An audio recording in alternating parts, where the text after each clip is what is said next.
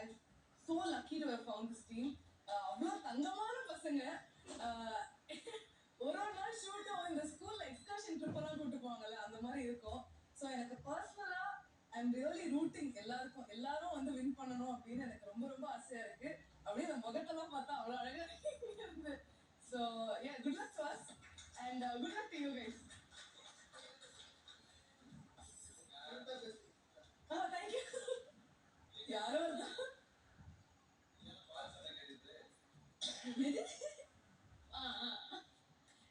Hi எல்லாருக்கும், நான் Akshata. So நான் வந்து ஒரு ஆங்கர்.